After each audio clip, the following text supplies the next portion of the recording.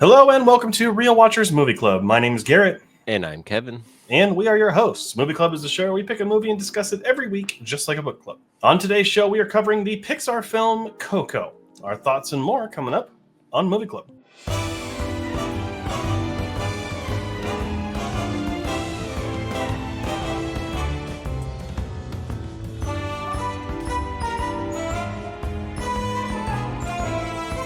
Released in 2017, Coco was directed by Lee Unkrich and Adrian Molina and stars Anthony Gonzalez, Gael Garcia Bernal, and Benjamin Bratt. Aspiring musician Miguel, confronted with his family's ancestral ban on music, enters the land of the dead to find his great-great-grandfather, a legendary singer. It is ranked 72 on IMDb's Top 250 and has a 4.1 out of 5 on Letterboxd. It won 2 Academy Awards for Best Song and Best Animated Feature. Before we dive into our thoughts, we do want to issue a spoiler warning for Coco. If somehow you've never seen this movie, we don't want to ruin it for you. So go ahead and check it out and then come back here and think or hear what we have to say or think, whatever one of those times. But stay tuned to the end of the show to find out what movie we're covering next week so you're not spoiled, or so you can watch it before the show comes out next week. Also, before we dive in today, we also want to go ahead and address the ongoing disastrous situation going on in Los Angeles right now. It is currently threatening not only so many lives and structures and just livelihoods, but also a lot of Hollywood is in potential danger here. So we are wishing the best for everyone in the situation and doing what we can, if we have the ability, to participate in relief efforts. Alrighty, Kevin. So Coco, which is, I believe, your pick this week. I think that is my pick this week. So what made you pick Coco? I love this movie.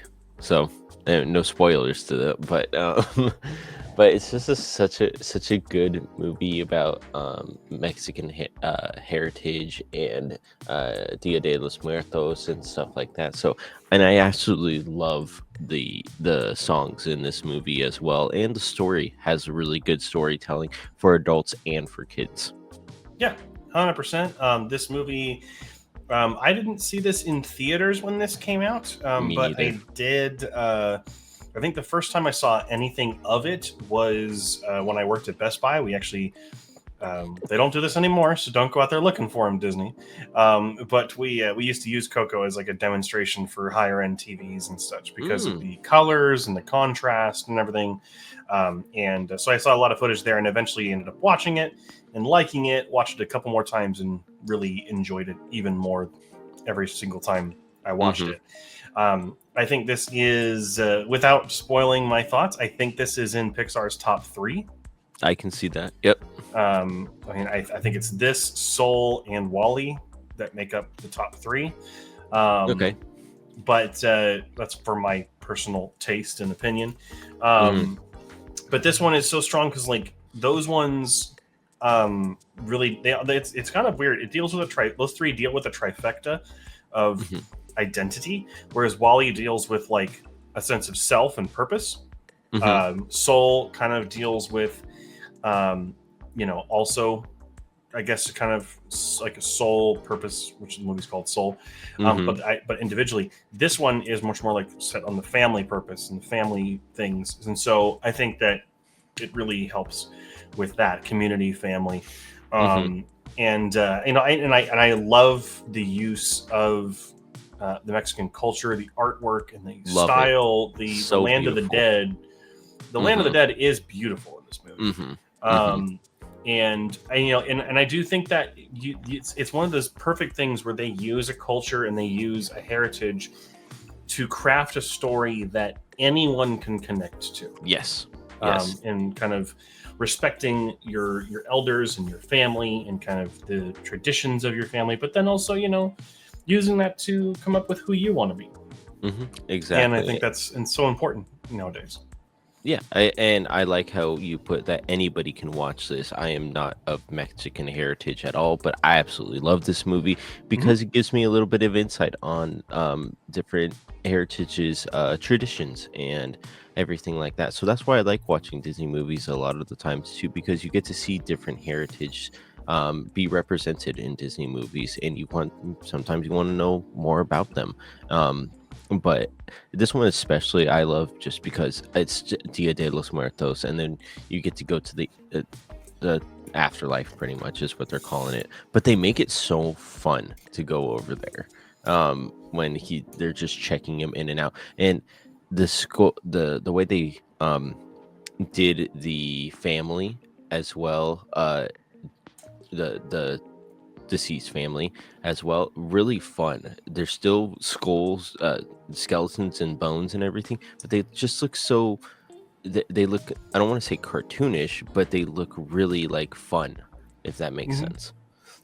Yeah, and it's this interesting kind of way, right? Like you're at Pixar, you're making films primarily for families, and for everyone. And one of those things you have to do is you have to make, like, you're making a movie about death. I mean, Coco is about death at the end of the day and passing, and you know how you cope with it, how your family copes with it, that kind of thing. There's a lot here, but how do you make death and the afterlife not as scary or not as dark and depressing? And you do it by making it slightly more cartoonish, but in this instance, more in line with cultural artwork. Yeah. And the kind of the way that culture represents the dead, and how that culture represents death in general.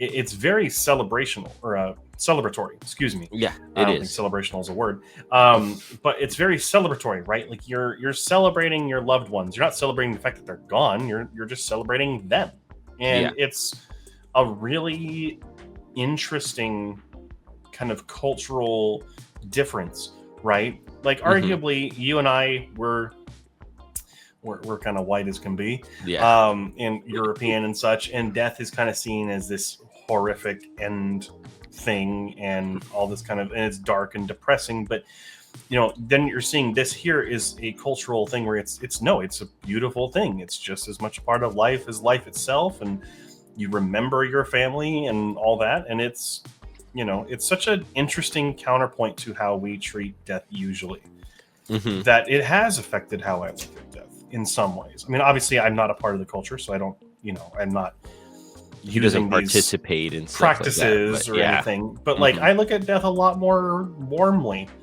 now than I would have before, and this movie is one of the reasons why I do. Very nice. Yeah, I mean, the way they just make it look so, I don't want to say fantastic, but very fantasy like or whimsical in this movie, I really enjoy as well. Just very bright colors when they use that, when you're in the afterlife, pretty much. And that's, I feel like hopefully that's what happens after we move on, is it's not all dull and gray, it's bright and fun.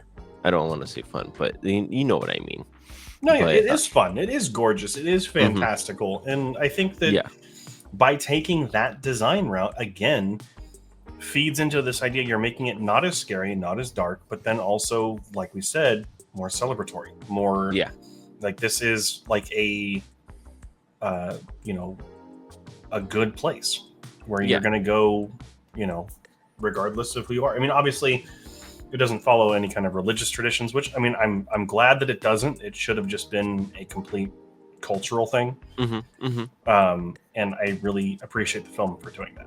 Like, you know, you know, like there's no mention of heaven or hell or you know, the hereafter or whatever you want to call it, right? Like it's just this.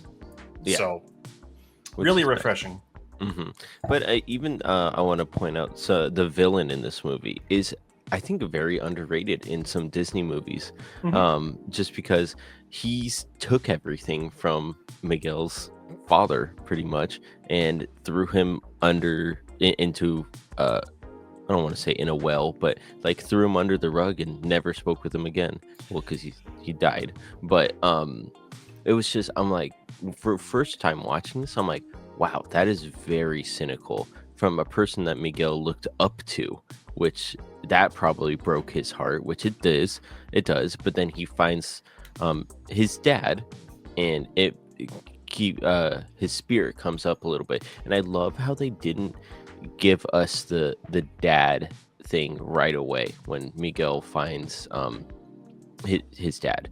It's just, he's a buddy that's trying to get to the. Oh, you mean his great grandfather? Oh, great! I'm so sorry. Yes, great And I great. was like, his dad is definitely still No, alive in yeah, this movie. sorry, no. Great great grandfather, yes. But when he finds his great great grandfather, they don't initially be like, "That's who he is." It's like Hmm. putting little pieces together, and then you finally figure out, and you're like, "Oh, that's great how they did that." Um, and then Hmm.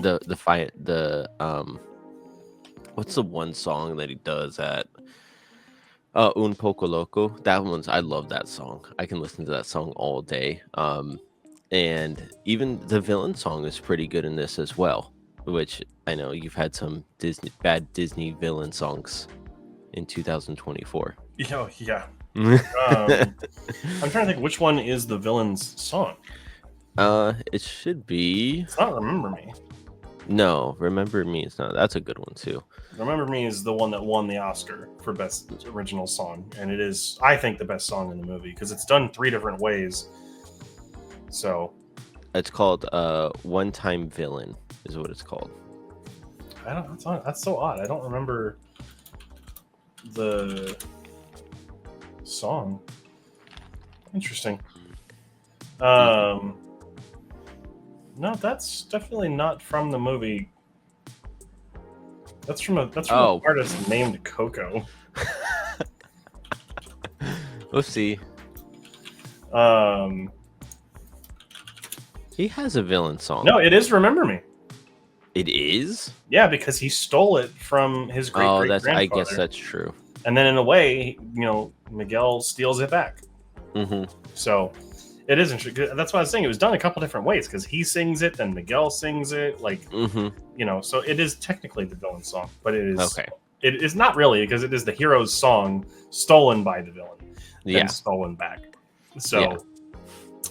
But yeah, that is what I think is the best song in the movie. Again, because it's done multiple different ways and it Mhm. has different meanings every single time, right? Like when it's sung by the villain, it's because he's a vain, selfish asshole and wants everyone to remember him fondly.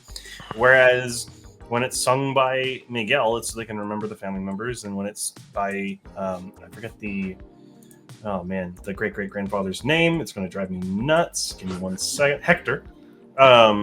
It's a cry for like I need to be remembered or I'm going to fade away. Yep. Which I mean, I do want to kind of lean into that. The movie does play really well with the urgency because you have Hector who is fading away because the family doesn't remember him, and Coco is the only person who does remember him, and she's fading away, which is a kind of an interesting little parallel that they're both fading Mhm. away because of each other. Yep. But then also that Miguel is starting to fade away and become a spirit. So it adds a really nice level of urgency to the story. Everything has to happen, within this time frame, or it's almost kind of like Back to the Future, where Marty has to fix everything because people are disappearing. So like it's a little bit of a thing there. And I kind of mentioned already, for those of you who don't know, Coco is the name of Miguel's great grandmother, Yes. who is Hector's daughter. Yep. So it's not. That's the reason why the movie's called Coco. It's named after her. Yeah. So it's which a lot of people, I think, forget that Miguel is not Coco, which I think is kind of cool at the same time. So yeah, it is kind of an interesting thing. And I think once you realize that, it's just so much nicer. It is, and then, but I also like I just forgot what I was gonna say. It happens. But I like, again, we've touched on how beautiful this film is. We talked about how the songs, the score for this movie is also incredibly gorgeous, done by one of the best composers in the industry right now, Michael Giacchino. And it sounds cultural of that area and of that time. And it doesn't, I mean, it sounds kind of Hollywoody because it should, it's a movie. But it's a nice mix. Yeah, it's it's that nice mix of cultural, but then that kind of epic Hollywood style music that you really come to appreciate. And I mean, absolutely love the score. I mean, again, if it fits the movie so well that it goes along with the picture, the moving picture, it's perfect for it. So like it's just in the background. You're like, oh, this is nice, and then you just keep watching the movie. Though you don't notice it. I want to say we do notice it, but it's so in the background where you're like, oh, that was very nice of how they did the score here because it plays so much plays along with the characters and the scene that's going on. Yeah, it's really good. Mm-hmm. Also, really fantastic in this movie is the voice cast. Oh yeah. Everyone playing our characters. Mm-hmm. Really, no one very well known. No, I Um, love Miguel as a kid. I didn't think yeah, he was annoying at all. not at all. No, and I, uh, even his great grandfather Hector, he was funny. The villain is also really good, just very cynical. And then Mhm. even like his whole family Yeah, was like everybody has their differences, and I always mix these two up, Encanto and Coco sometimes. So bear with me, because I'm thinking of Encanto because I've watched it so many times, instead of Coco. But um, no, I think everybody in this, yeah, and I love how they're not big actors or actresses that were role given this role. They were just like they kept it with the Mexican heritage in each role, which I thought was fantastic as well. yeah. I mean, like we do have Gael Garcia Bernal, who is a more well known actor now, and he's part of the Marvel Cinematic Universe. He's the werewolf. Oh, okay. So he is here. Benjamin Bratt is also a very celebrated actor as well. There is Edward James Olmos in the cast, Gabriel Iglesias, but they're mostly side characters. Most of the Mm-hmm. family are relatively unknown as far as like most larger films. They might be larger in Mexico or in Mm-hmm. smaller productions or TV, but definitely not in terms of film. So it's really nice to see them stick to smaller casts and let the movie speak for itself. I think that's Mm-hmm. one thing that can potentially get in the way of some productions. I mean, like Inside Out has a very big cast. A lot of the time you can't really tell because Mm-hmm. their characters are just so well done. Um, but like by I think this cast was just the right way all around. Anthony Gonzalez, who plays Miguel, and Gael Garcia Bernal, who plays Hector, have incredible chemistry together, and you can just hear that from their recording, from their Mm-hmm. time in the booth. Yeah. It's really something special. Well, and going back to picking actors with a Mexican background, I'm looking up uh actors what's it called, movie synopsis and everything. Think about if an older generation of like Nadia's mom is Mexican, and she would know Gail Garcia Bern- Bernal. Is that how you say it? Uh, Gael. Gael Garcia Bernal, I Yeah. believe. Um, she might know him from other movies in that were made in Mexico or in the Spanish language, and she'd be like, "Oh, maybe I'll watch it because he's in it and stuff," or like Gabriel Iglesias is in it. Maybe I'll watch it because of him. Um, so it's bringing like two different types of people and two types of generations to see this movie as well. Yeah, and I think that the viewers that do know who these cast members are going to, you know, they're going to appreciate it. And I think that, again, all around, it's just an excellent choice Hmm. all around. But yeah, I mean, like, we've gone over the visual beauty, the story itself. Like we said, it is connectable with Hmm. anyone. Yep. Just because the culture is different doesn't mean that you can't watch this movie and enjoy it, or Or even understand it. You yeah, like you could. I totally understand what's happening, even though it's not a part of my culture. yeah. I mean, this is probably I think the best animated movie of 2017 for sure, and one Hmm. of the best movies of 2017. And it was a very huge success. So Yeah. that just like it means all these people that cry. Oh, it would be like if this was released today, people would be crying that it's woke for doing It's so stupid. I know. But like, we got to celebrate the things that make us different because they bring us together. That's really the biggest thing. And this movie's about bringing people back together. Okay, Kevin, so this was your pick this week. So why don't you go ahead and give us your score and review or final thoughts first? Yeah. So my final thoughts would be this movie is absolutely fantastic looking with a great score, great music, and a well-loved cast after you finish the whole entire movie. Very good underrated villain in a Disney movie, and it's just overall beautiful, and everybody can watch it as a family. You get something as an adult, but the kids will also love it as well, thinking that it is funny and just another kids movie until they grow up. And then so I gave it a 97 out of 100, which I think is absolutely well worth what I give it. I love this movie. I can sit down and watch it any day. I can just put it on the background and I know exactly what's happening all the time. All right. For me, what did you give it? Oh, 97 out of 100. Okay, I think maybe I just didn't hear you. For me, as I kind of said in the beginning, I think this is easily in Pixar's top 3 films. I think it is a beautiful, emotional, and joyous journey that looks just as good as it feels. It has some stellar performances and some incredible music that only add to the film's success, and the kind of vibrance of this film is very rarely hindered. Obviously, there's going to be a joke here or there that doesn't land, but on the very large whole, it is a success through and through. For me, I gave it a 96 out of 100, so we're very close, which is a 4.5 stars out of 5 on Letterboxd. But that's going to be it for this review. The question now falls to you. What do you think of Coco? We'd love to hear what you have to think down in the comments section down below. But remember to be respectful of one another, because, if you're not respectful to the other person, they just won't remember you and you'll fade away. But next week, we're going to be covering the cinephile staple, Persona. Can't wait to talk about that Ingmar Bergman film. Make sure to watch it before next week so you're not spoiled.